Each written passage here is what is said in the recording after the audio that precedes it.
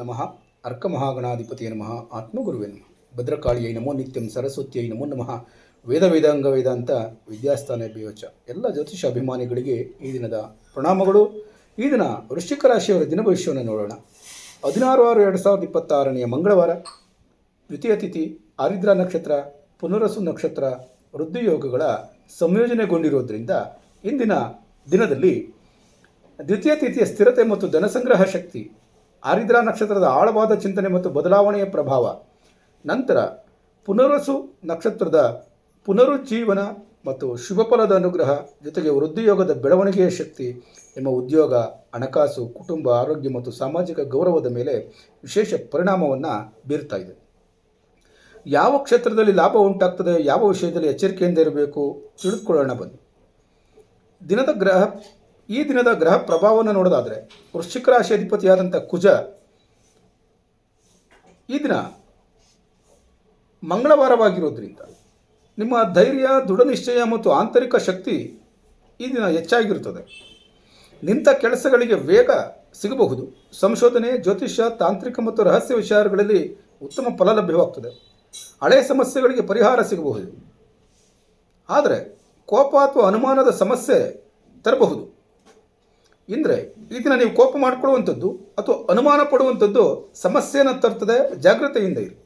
ಮಾತಿನಲ್ಲಿ ತೀಕ್ಷ್ಣತೆ ಕಲಹಕ್ಕೆ ಕಾರಣವಾಗ್ತದೆ. ಈ ದಿನ ನೀವು ಮಾತಿನಲ್ಲೇನೋ ತೀಕ್ಷ್ಣವಾಗಿ ಏನಾದರೂ ಮಾತನಾಡಿದ್ರೆ ಅದು ಕಲಹಕ್ಕೆ ಕಾರಣವಾಗ್ತದೆ. ಮುಖ್ಯ ಸೂಚನೆ: ತಾಳ್ಮೆ ಮತ್ತು ನಿಯಂತ್ರಣವೇ ಇಂದಿನ ಯಶಸ್ಸಿನ ಗುಟ್ಟು ಅನ್ನುವಂಥದ್ದನ್ನು ತಿಳ್ಕೊಂಡು. ದ್ವಿತೀಯ ತಿಥಿಯ ಪ್ರಭಾವ ಆಗಿರೋದ್ರಿಂದ ಹಣಕಾಸಿನ ಸ್ಥಿರತೆ, ಕುಟುಂಬದ ಸಹಕಾರ, ಹೊಸ ಕಾರ್ಯಗಳಿಗೆ ಅಡಿಪಾಯ ಉಂಟಾಗುವಂಥದ್ದು ನಡೀತದೆ. ಈ ದಿನ ಹಣಕಾಸಿನ ಯೋಜನೆ ನೀವು ಮಾಡಬಹುದು. ಕುಟುಂಬದೊಂದಿಗೆ ಮಾತುಕತೆ ಉತ್ತಮ ಫಲ ನೀಡುತ್ತದೆ. ಉಳಿಸುವ ಚಿಂತನೆ ಹೆಚ್ಚಾಗಬಹುದು.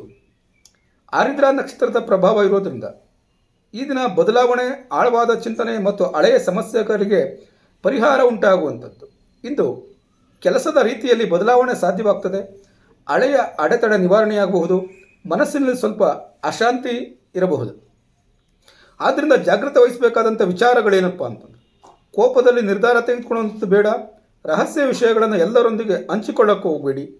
ಪುನರಸು ನಕ್ಷತ್ರದ ಪ್ರಭಾವ ಇರೋದ್ರಿಂದ ಪುನಃ ನಿಮಗೆ ಲಾಭ ಆಗೋ ಸಾಧ್ಯತೆಗಳಿರ್ತದೆ. ಅಂದರೆ ಎಲ್ಲಿ ಲಾಭ ಆಗಿರ್ತದೋ ಅಲ್ಲೇ ಮತ್ತೆ ಲಾಭ ಆಗ್ತದೆ ಅಂತ. ಕಳೆದು ಹೋದ ಅವಕಾಶ ಮರಳಿ ಸಿಗುವುದು. ದೇವರ ಅನುಗ್ರಹ ಲಭ್ಯವಾಗ್ತದೆ.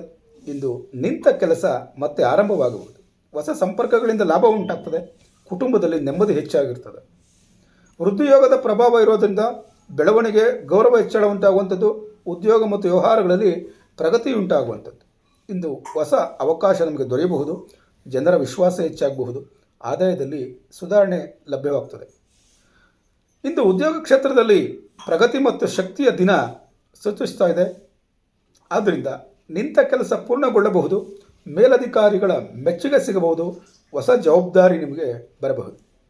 ಆದ್ದರಿಂದ ಜಾಗೃತಿ ತೆಗೆದುಕೊಳ್ಬೇಕಾದಂಥ ವಿಚಾರಗಳೇನು ಅಂತಂದರೆ, ಸಹೋದ್ಯೋಗಿಗಳೊಂದಿಗೆ ಕೋಪದಲ್ಲಿ ಮಾತನಾಡಬೇಡಿ. ತುರ್ತು ನಿರ್ಧಾರಗಳನ್ನು ಕೈಗೊಳ್ಳಬೇಡಿ. ವೃತ್ತಿಯ ಪ್ರಕಾರ ದಿನ ಭವಿಷ್ಯವನ್ನು ನೋಡೋದಾದರೆ, ಈ ದಿನ ಶಿಕ್ಷಕರಿಗೆ, ಜ್ಯೋತಿಷಿಗಳಿಗೆ, ಸಂಶೋಧಕರಿಗೆ ಉತ್ತಮ ಪ್ರತಿಕ್ರಿಯೆ ಎನ್ನುವಂಥದ್ದು ಲಭ್ಯವಾಗ್ತದೆ. ಸಮಾಜದಿಂದ ಉತ್ತಮ ಫಲ ಅನ್ನುವಂಥದ್ದು ಲಭ್ಯವಾಗ್ತದೆ. ನಿಮ್ಮಲ್ಲಿರುವಂಥ ಜ್ಞಾನಕ್ಕೆ ಗೌರವ ಹೆಚ್ಚಾಗಿ ಲಭ್ಯವಾಗ್ತದೆ ಎನ್ನುವಂಥದ್ದು.